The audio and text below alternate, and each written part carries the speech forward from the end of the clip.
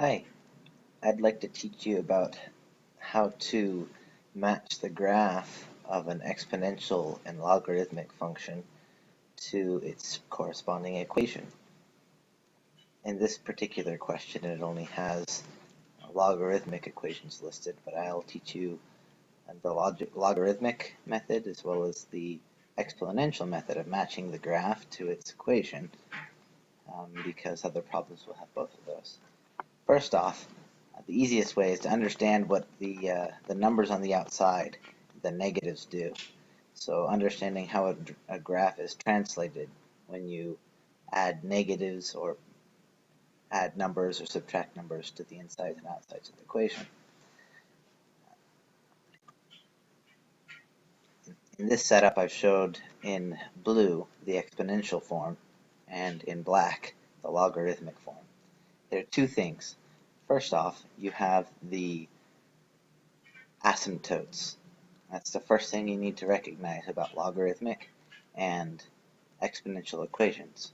They're inverses of each other. The logarithmic equation always has a vertical asymptote, like this.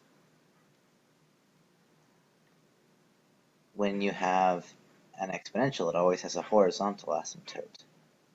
This is the original. This is if you just have a logarithmic, the log of x. This is base 10 if you just leave the no numbers off the bottom. Or it could be a base 2. That's not too important for this exercise. What's important to know is that in general, the logarithmic will not pass the asymptote, which means basically the line that it never will cross.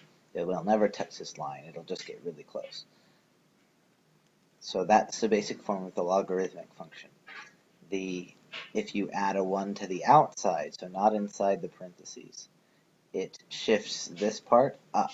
So the asymptote stays in the same spot, but instead it looks more like this.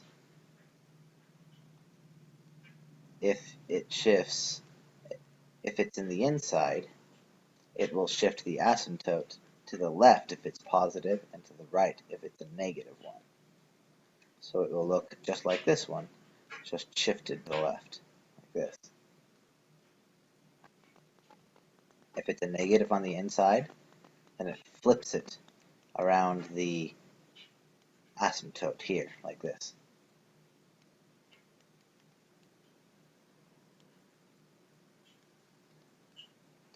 And if it's a negative on the outside, it'll flip it upside down, like this.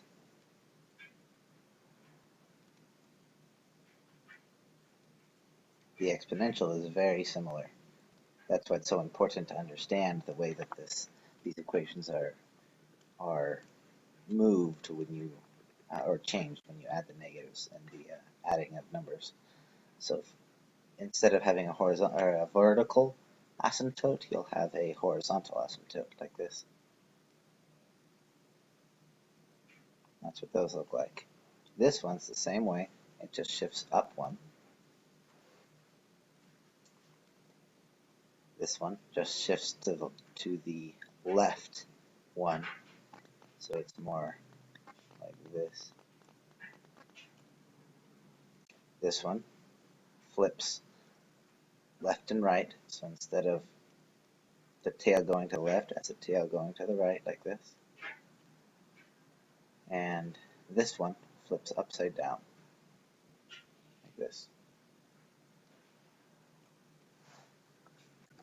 So going back and solving these, if you look at this equation, this one has two of those things.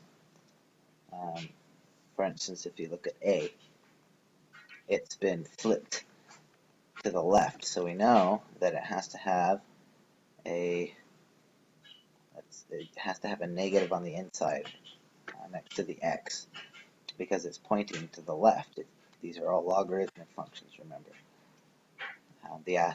Find the asymptote, which is it's right here at positive 1.